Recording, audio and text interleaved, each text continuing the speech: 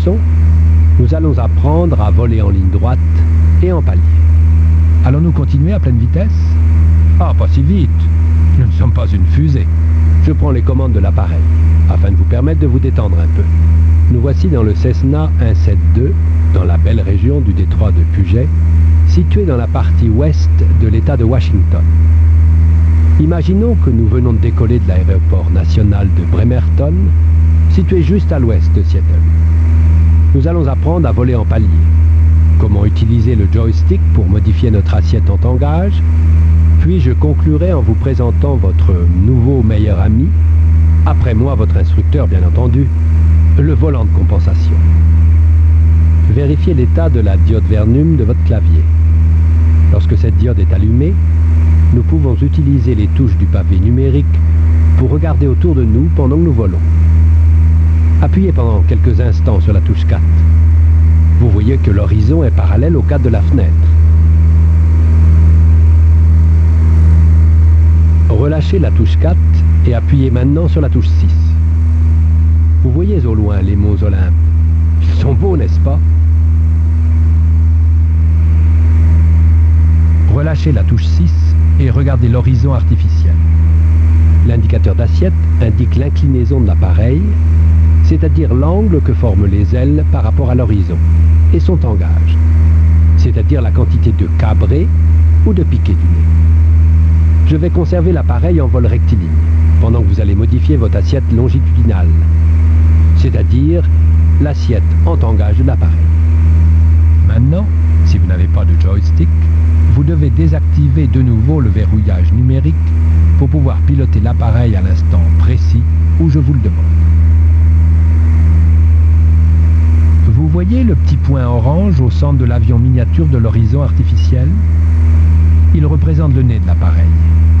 Il est actuellement légèrement au-dessus de la ligne blanche représentant l'horizon. Cela signifie que nous sommes très probablement en vol horizontal, c'est-à-dire que nous avons une altitude constante. Nous pouvons déterminer que notre altitude est constante en consultant l'altimètre, situé juste à droite de l'indicateur d'assiette. La grande aiguille de l'altimètre, celle des centaines de pieds, ne bouge pas, de même que l'aiguille dans la variomètre. Ceci indique que nous volons en palier. Procédons à une expérience. Vous allez tirer doucement sur le joystick de 1-2 mm environ par rapport à sa position centrale et l'y maintenir. Observez maintenant ce qui se passe.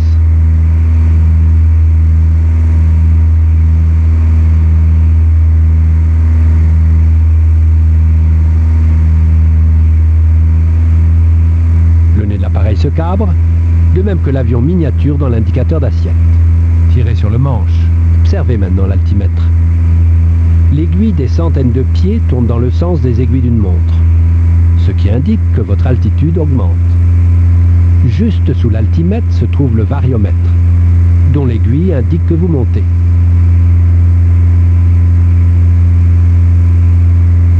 Abaissez maintenant le nez de l'appareil en poussant légèrement le joystick de 1-2 mm environ par rapport à sa position centrale.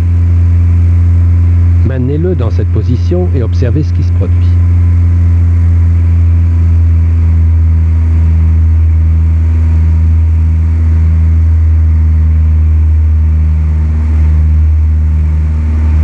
Le nez de l'appareil s'abaisse et l'avion miniature de l'indicateur d'assiette pointe vers le sol. Vous remarquerez que l'altimètre tourne maintenant dans le sens inverse des aiguilles d'une montre, ce qui indique une descente. De même, l'aiguille du variomètre pointe vers le bas, indiquant une descente. Ok, ramenez le joystick en position centrale.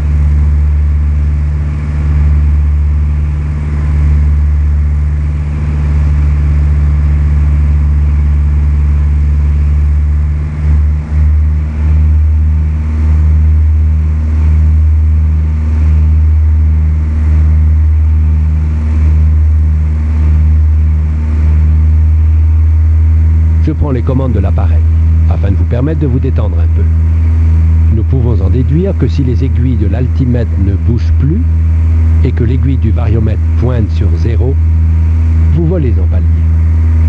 Par ailleurs, Si les ailes sont aussi à l'horizontale, vous volez alors en ligne droite et en palier. Vous pouvez toujours déterminer comment retourner en vol en ligne droite et en palier en observant l'indicateur d'assiette lorsqu'il n'est pas pratique de regarder à l'extérieur de l'appareil. Les avions sont soumis à de nombreuses forces aérodynamiques. Certaines tendent à faire cabrer le nez de l'appareil, d'autres à le baisser. Utilisez la commande de compensation pour conserver à l'avion l'altitude de vol que vous désirez.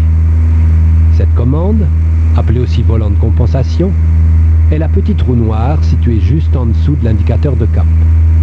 Elle porte les inscriptions tangage, haut et bas. La partie qui va suivre exige un peu de patience. N'hésitez pas à suspendre le simulateur pendant quelques instants afin de vous préparer à affronter le sujet suivant. Appuyez sur P pour suspendre cette simulation et lorsque vous serez prêt, appuyez de nouveau sur P pour reprendre la leçon.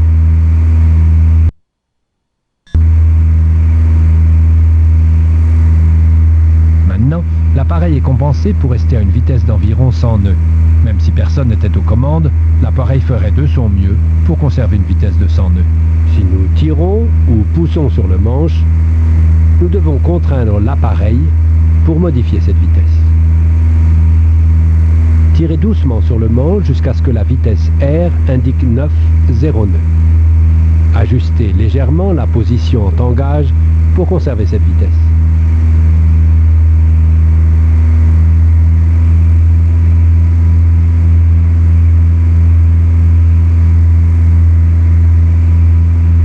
Vous remarquerez qu'il faut effectuer de petites corrections sur le joystick pour conserver 90 nœuds. Mais quoi qu'il en soit, vous ne pouvez rester les bras croisés. Sinon l'avion pique du nez jusqu'à ce qu'il retrouve une vitesse de 100 nœuds. Cliquez maintenant 3 fois sur le mot « haut » sur le volant de compensation en tangage. Vous pouvez aussi appuyer 3 fois sur la touche « fin » de votre clavier. Quelle que soit la méthode utilisée, le pointeur sur la droite de la roue devrait pointer au milieu des 9 lignes. Ralentissez. Oh! Vous avez probablement remarqué que le nez de l'avion s'est cabré plutôt brusquement lorsque vous avez fait cela. Relâchez lentement la pression que vous avez appliquée sur le joystick et la vitesse R devrait se stabiliser à 9,0 nœuds. Accélérez.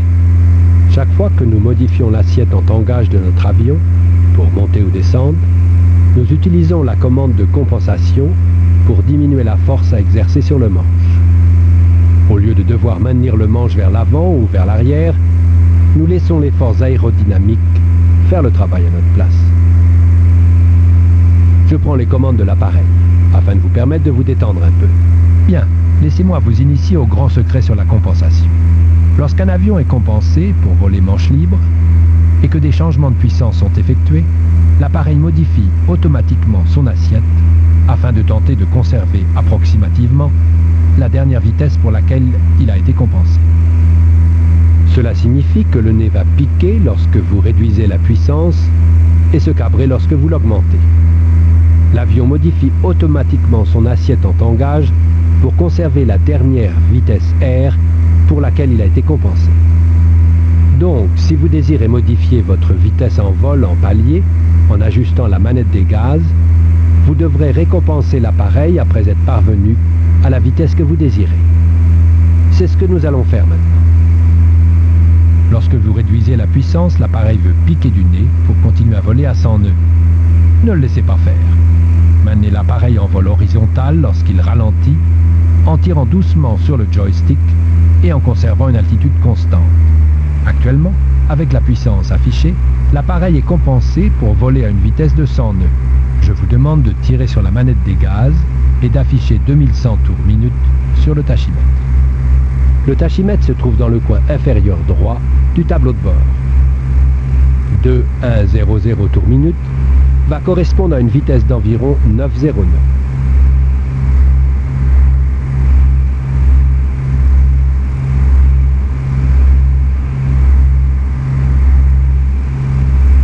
Appliquez maintenant suffisamment de compensation en cabré pour éliminer les forces exercées sur les commandes pour un vol en palier à 9,0 nœuds.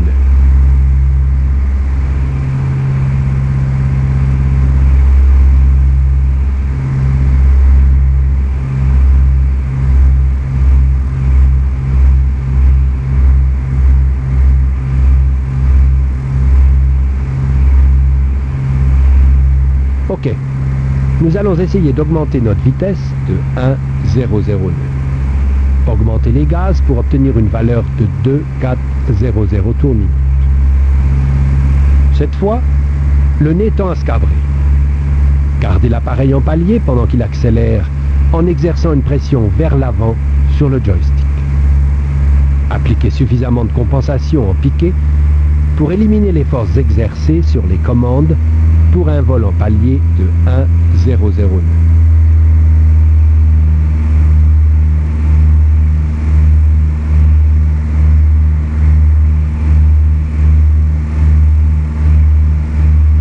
Accélérez.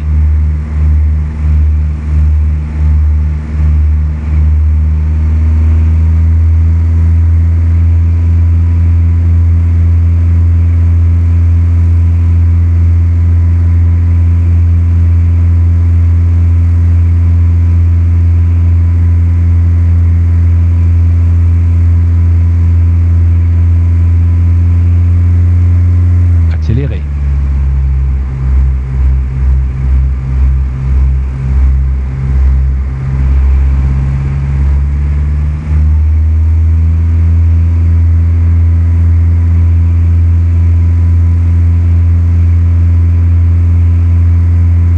Accélérez.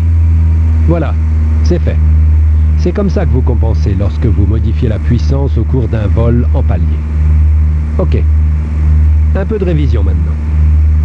Nous avons décrit ce qu'est un vol en palier, comment utiliser le joystick pour modifier l'assiette en tangage, comment compenser, et comment compenser lorsque l'on modifie la vitesse R en vol en palier.